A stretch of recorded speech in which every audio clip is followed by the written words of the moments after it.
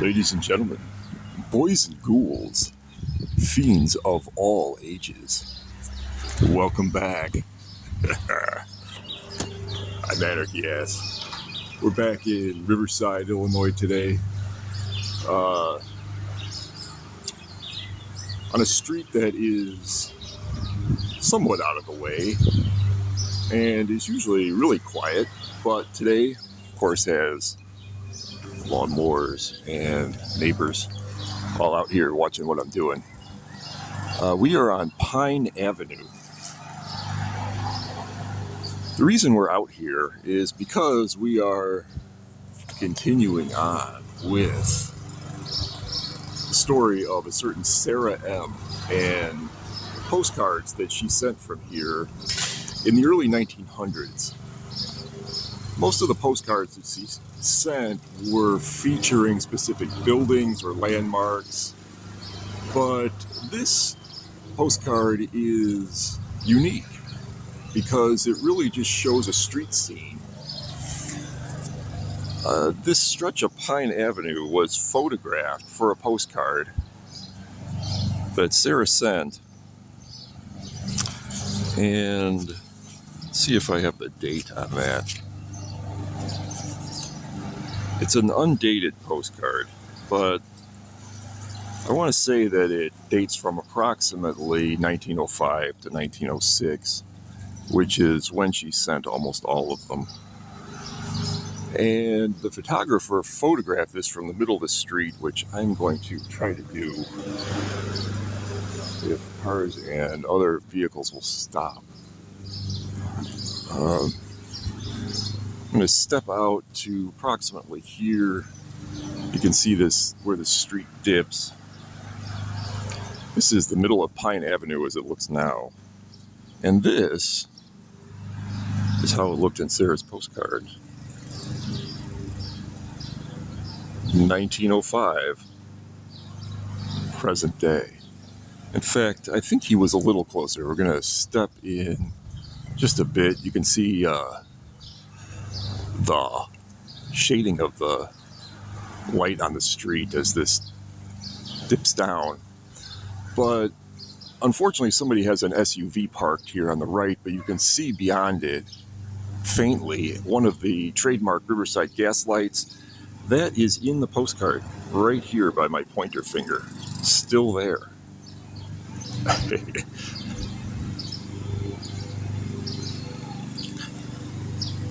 This street in the postcard was still unpaved by blacktop. It had something called macadamized streets. That's this right here. They had cobblestone gutters, but the center of the street was pulverized gravel that had been pounded into the ground with a steamroller. And the gentleman that invented this technique was his last name was McAdam, so they're called macadamized streets. I don't know at what point that they were paved over, but obviously at Sarah's time, which is into the 20th century, it still had that macadamized gravel streets. Being joined off in the distance by train noise as well as lawnmowers. This guy just had to cut his lawn. But also, way off in the distance, you can see a house at the end of the block, and that is faintly in the postcard right here. It's also a personal note because I once knew the guy that lived there, who I won't give a shout out to, but who no longer occupies the property.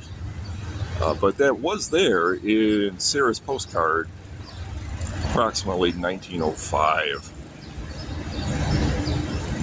Yeah, 1905, present day. 1905, present day.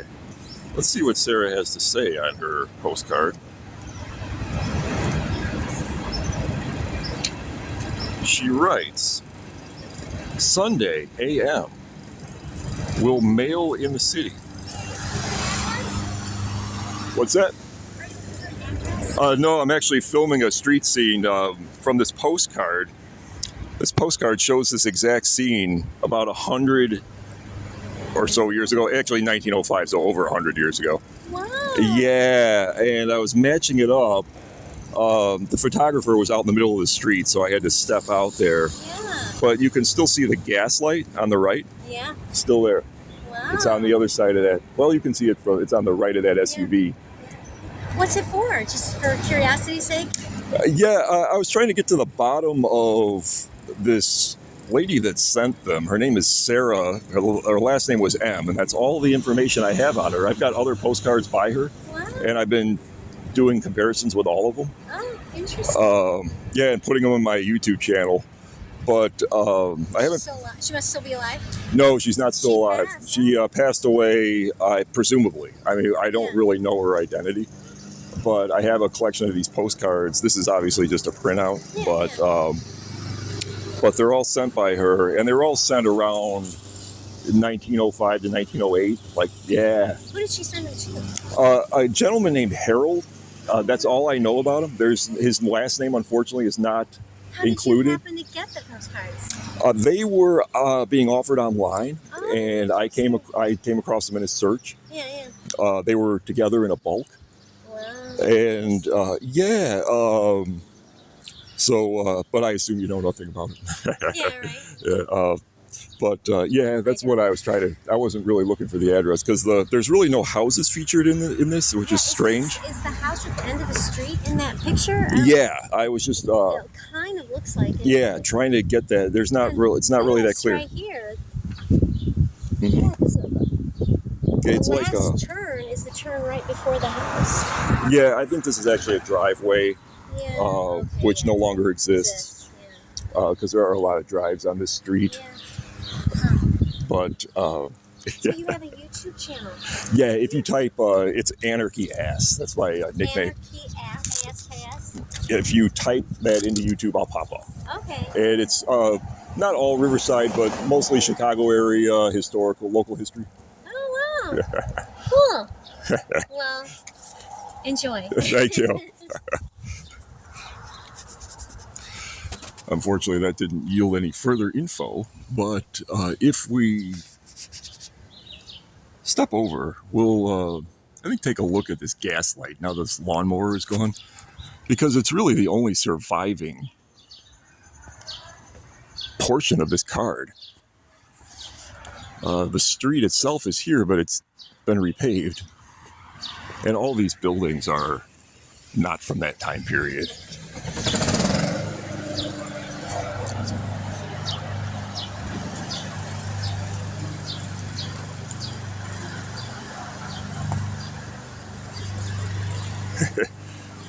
And here it is. These are featured on this show many times. They're cast iron, and some of them have been replaced and are not original. But they still run on gas, which you can faintly see is lit, even in the daytime. Yeah, this guy is just gonna not stop. And here it is, right here. This is the same gas light from the postcard.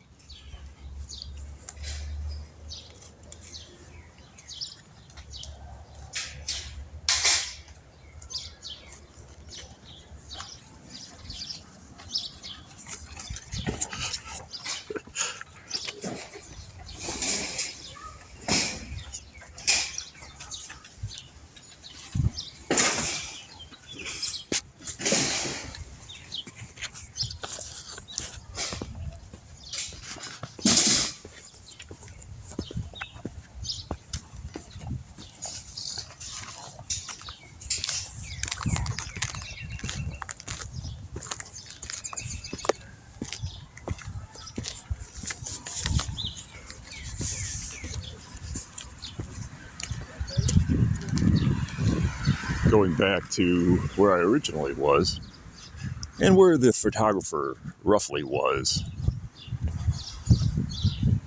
in the early 1900s. So if I'm going to remain on the sidewalk, there's almost never anybody on the street. I've walked down it many times. It's basically a dead block. The one end is just a dead end. You have to turn right to get out where that house is. But of course today, when I'm filming, they're all just here. I think I've seen more cars during this little segment on the street than I have at any other time put together. And SUV guy is going to sit here and watch me, and so should you, because there's something else I want to convey to you about this postcard, which is important in the story of Sarah's postcards. Yeah, have a nice day. And that is the fact that this is the final postcard that Sarah ever sent from here. We don't know what became of her after this. Why did she stop corresponding? Or did she continue and her correspondence doesn't survive? We really don't know. I've often wondered if the shoe was on the other foot, if Sarah had lived in my time and I had lived in Sarah's, and she had come across my postcards, would she care? Probably not. And I guess at the end of the day, I really don't either. But what I do care about is this time period and these brief windows that I've been fortunate enough to look through into it.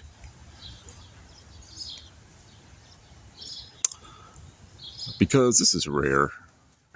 Postcards like this survive from famous and sought-after locations across the country and across the world, but not so much from obscure places like this.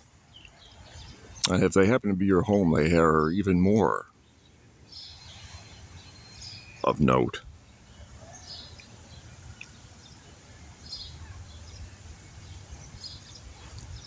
Finally, getting back to some of the serenity that I would like to think existed when this photographer, whoever he was, came out here and shot this.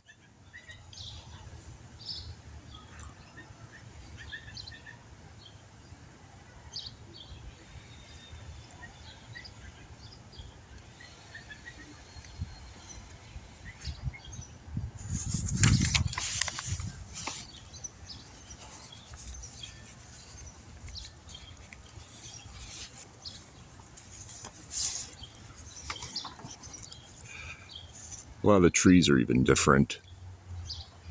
I was looking for some of the older trees that may have been young trees at this time, but there really aren't any.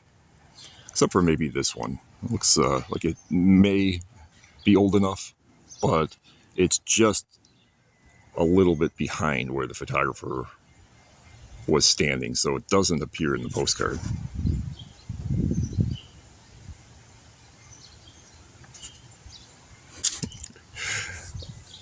And that's all I have of Sarah and her postcards.